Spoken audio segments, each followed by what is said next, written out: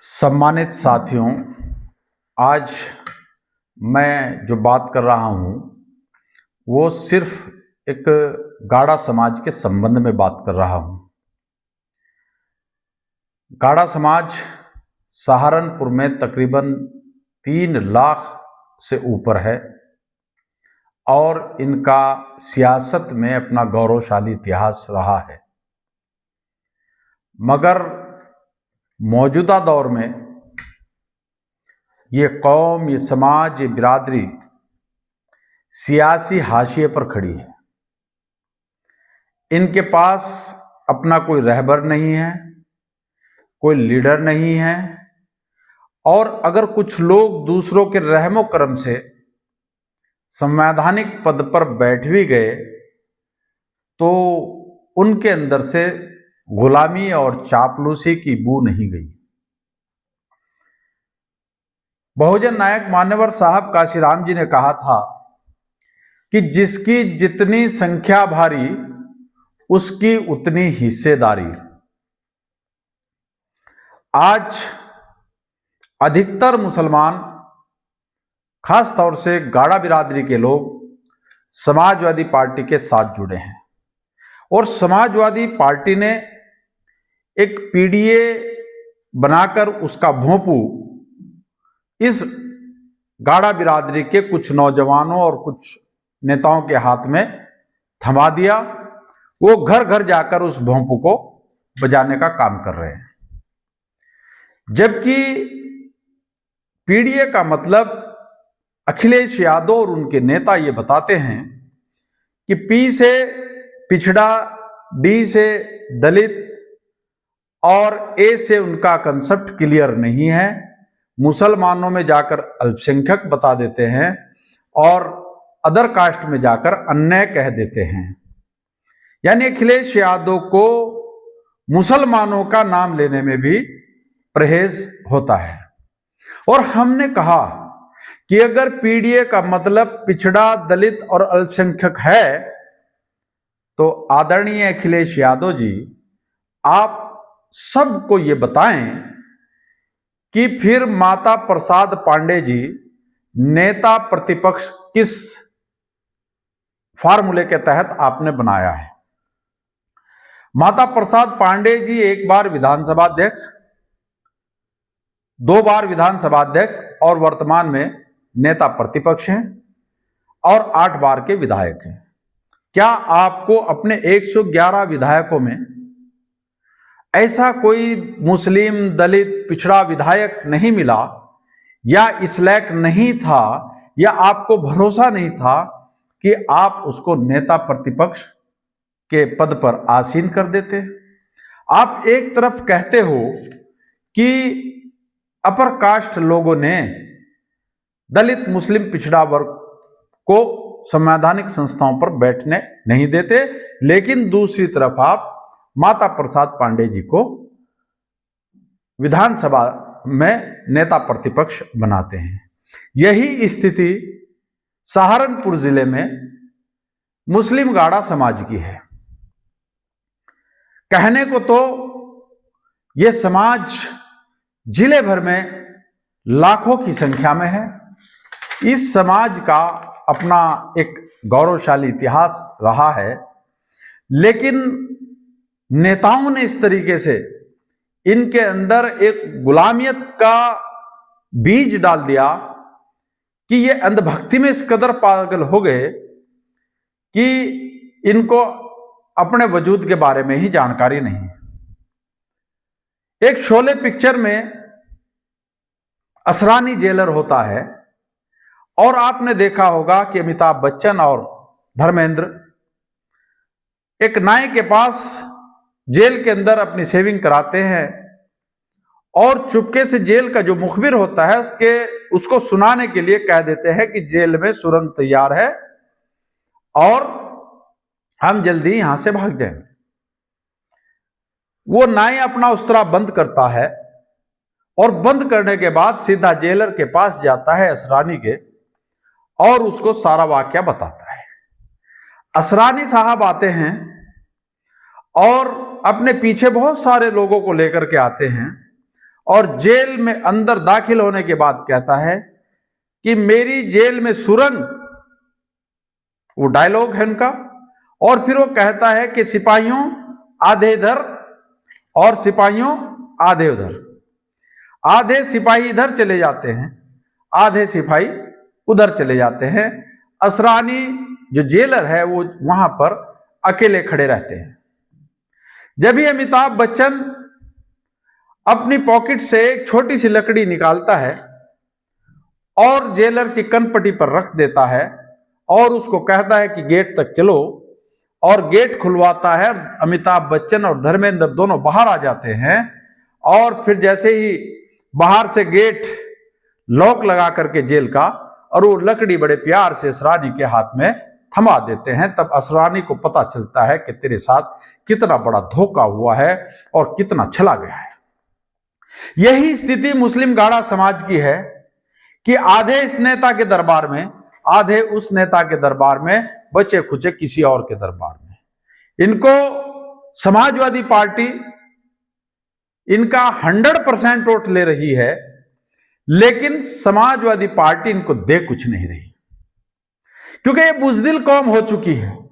इसके अंदर ऐसे लोग लीडर बने पड़े हैं जिनके पास ज़मीर नाम की चीज नहीं है, जो अपने निजी फायदे के लिए पूरे समाज को दलदल में धकेल रहे हैं।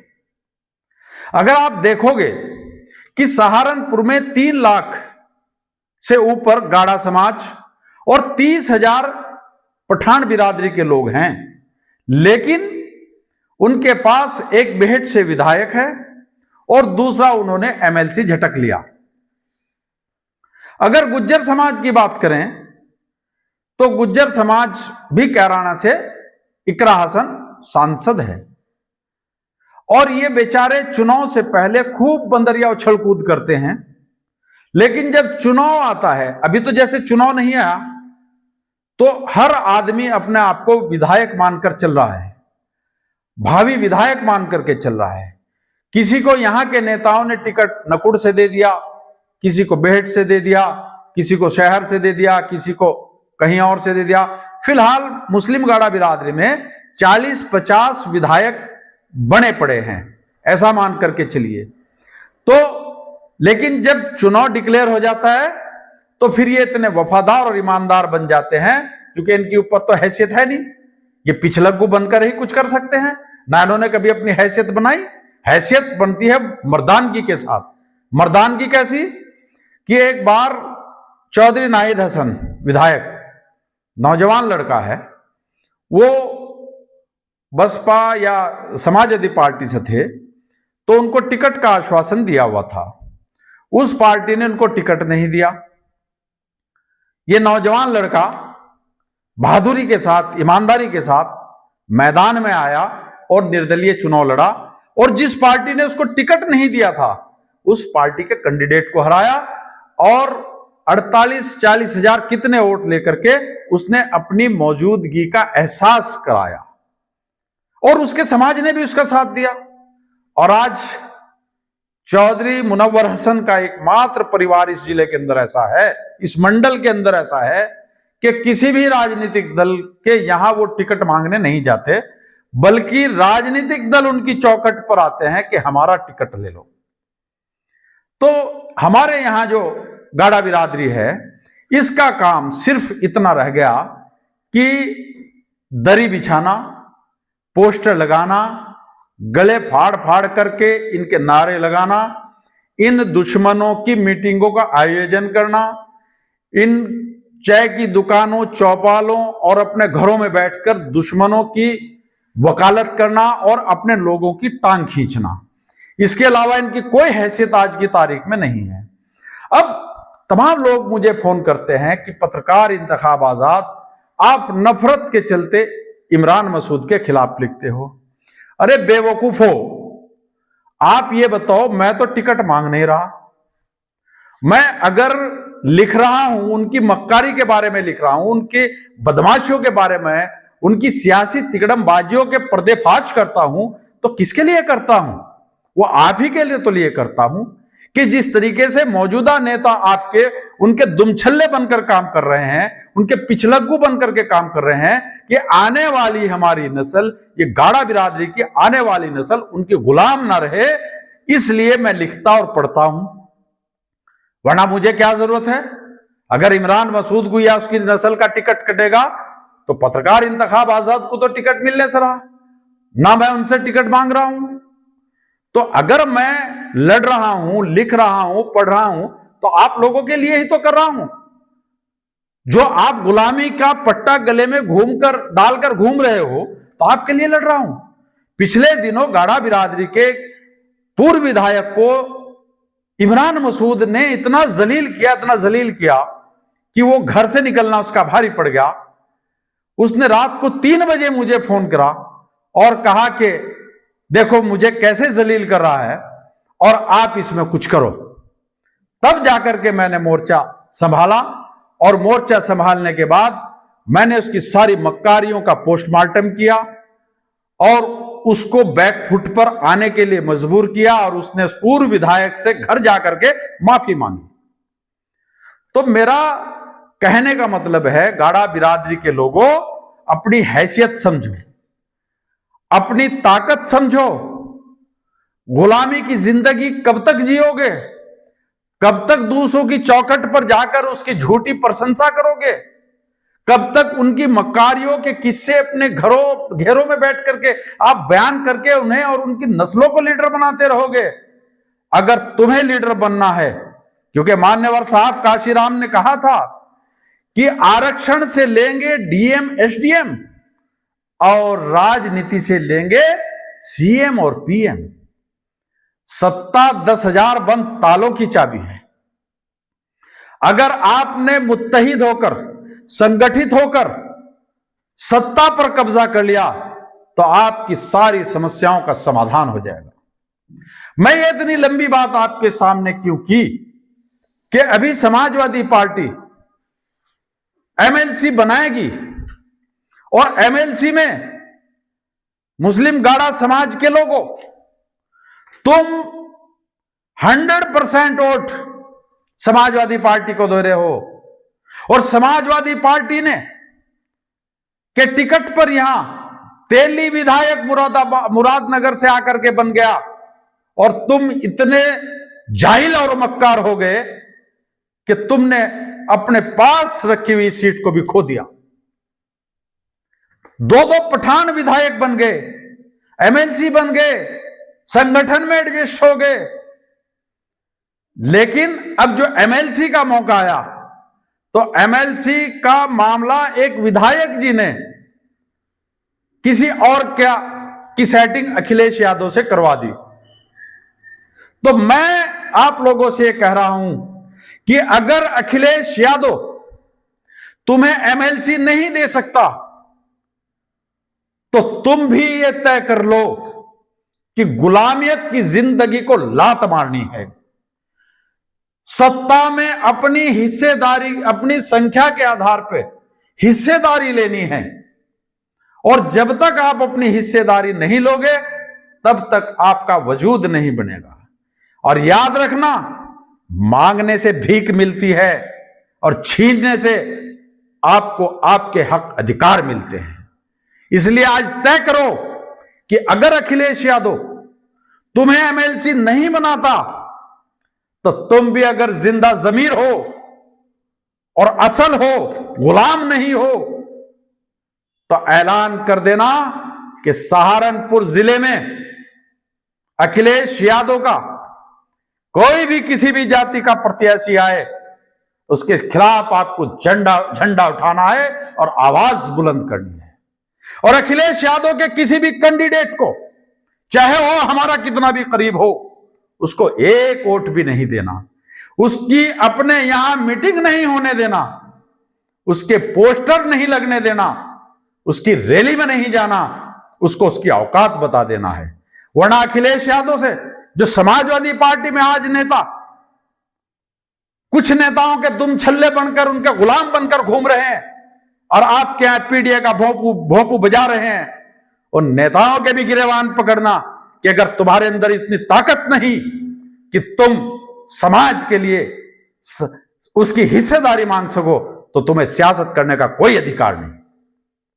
इसलिए आप आज से मुहिम छेड़ दें। सोशल मीडिया पर आप अखिलेश यादव से बात करें, उसके स्थानीय नेताओं का घेराव करें, जिनके पास ताकत है कि मुस्लिम गाड़ा समाज को एमएलसी चाहिए। एमएलसी विधानसभा का बाद में है मामला, हमें पहले एमएलसी चाहिए।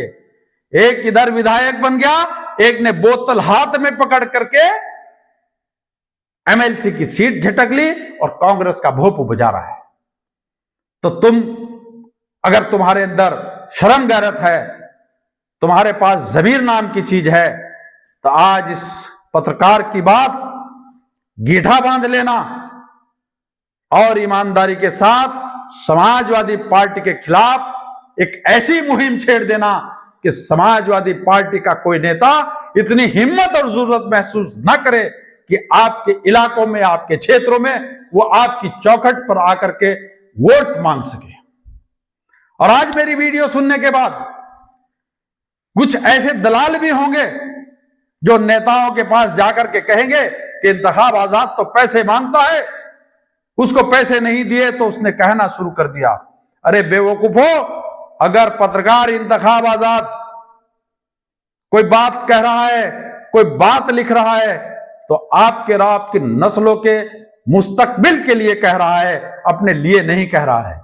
तो इसलिए नौजवानों, उठो, जागो और अपनी ताकत को समझो, उसको पहचानो और उन लोगों के खिलाफ एक बड़ा आंदोलन छेड़ दो जो आपका वोट तो लेते हैं, आपसे काम तो करवाते हैं, मगर सत्ता में आपकी हिस्सेदारी सुनिश्चित करने से वो गुरेज करते हैं। उनको किसी भी कीमत पर माफ नहीं करना और अखिलेश यादव से कहना कि एमएलसी हमें चाहिए, विधानसभा टिकट बाद में लेंगे, क्योंकि 3-3.5 लाख की हिस्सेदारी हमारी है।